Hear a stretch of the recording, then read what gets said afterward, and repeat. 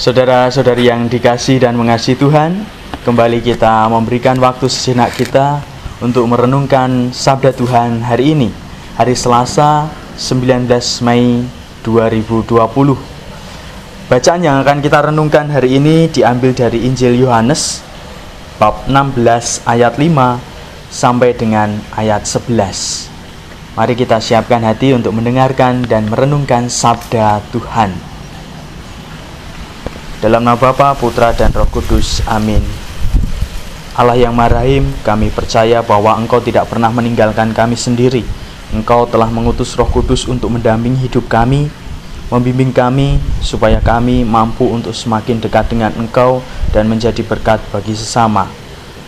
Sekarang, bukalah hati kami untuk merenungkan sabda-Mu, sehingga kami semakin mampu untuk menjalin relasi yang baik dengan Engkau dan sesama.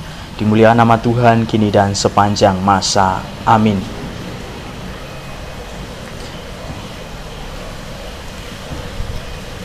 Bacaan diambil dari Injil Yohanes. Tetapi sekarang aku pergi kepada Dia yang telah mengutus aku, dan tiada seorang pun di antara kamu yang bertanya kepadaku, kemana engkau pergi? Tetapi karena aku mengatakan hal itu kepadamu, sebab itu hatimu berduka cita. Namun benar, yang kukatakan ini kepadamu adalah lebih berguna bagi kamu jika aku pergi. Sebab jikalau aku tidak pergi, penghibur itu tidak akan datang kepadamu. Tetapi jikalau aku pergi, aku akan mengutus Dia kepadamu. Dan kalau Ia datang, Ia akan menginsafkan dunia akan dosa, kebenaran, dan penghakiman. Akan dosa, karena mereka tetap tiada percaya kepadaku. Akan kebenaran, karena aku pergi kepada Bapa, dan kamu tidak melihat lagi. Akan penghakiman, karena penguasa dunia ini telah dihukum. Demikianlah Injil Tuhan. Terpujilah Kristus. Saudara-saudari yang dikasihi dan mengasihi Tuhan,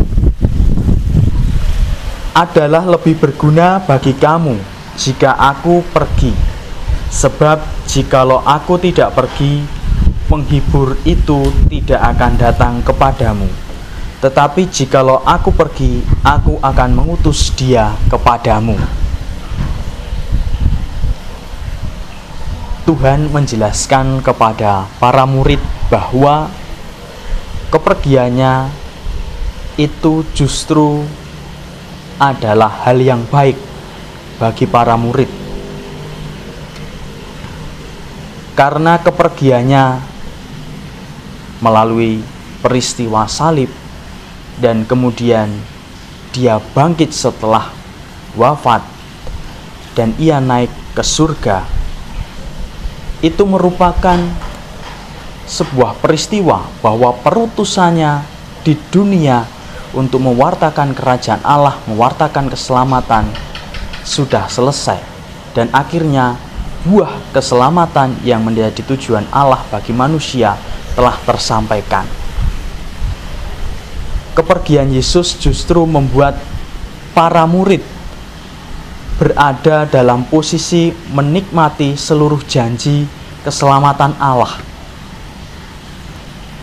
Yesus telah merampungkan tugas pernyataan dan juga penyelamatan dari Allah, sehingga Roh Kudus dapat datang ke dalam dan di antara murid-muridnya, dan juga bagi para pengikutnya yang ada sampai saat ini.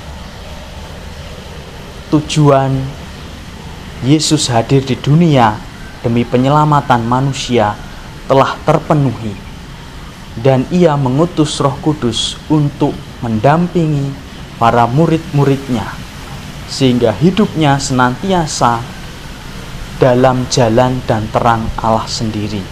Roh Kudus yang adalah roh kebenaran yang berasal dari Allah membimbing dan menerangi hidup para muridnya, sehingga karya dan pewartaan Allah senantiasa dilanjutkan dalam kehidupan sampai hari ini. Roh Kudus tidak diberikan bagi dunia, tetapi bagi para murid Yesus, bagi para murid-murid yang percaya kepada Yesus. Kedatangan Roh akan berdampak bagi pengikut Yesus, juga bagi dunia. Karena apa? Dengan diutusnya Roh Kudus kepada para muridnya, kesaksian tentang Yesus Kristus, kabar sukacita tentang Yesus Kristus akan terus terlaksana, dan semakin banyak orang yang menerima kesaksian itu, sehingga semakin banyak pula orang yang datang kepada Yesus, percaya kepada Yesus karena telah mendengarkan kesaksian tentang Dia. Oleh karena Roh Kudus, para pengikutnya dimampukan, dikuatkan untuk menjadi pewarta-pewarta Yesus Kristus dalam keadaan dan situasi apapun. Dan kita juga bersyukur, semoga karena kehadiran Roh Kudus, kehidupan kita semakin dimampukan untuk menjadi pribadi-pribadi yang dekat dengan Bapa, dengan Allah sendiri, sehingga apa yang menjadi tindakan, apa yang menjadi kehidupan kita tidak pernah dijauhkan ataupun tidak pernah dilepaskan dari apa yang dikehendaki Allah atas hidup kita.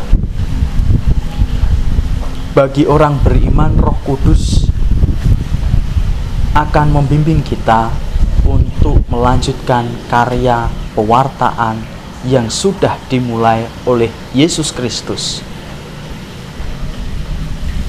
Ia akan membuat orang percaya dan juga mengalami persekutuan yang nyata dan akrab dengan Allah Tritunggal.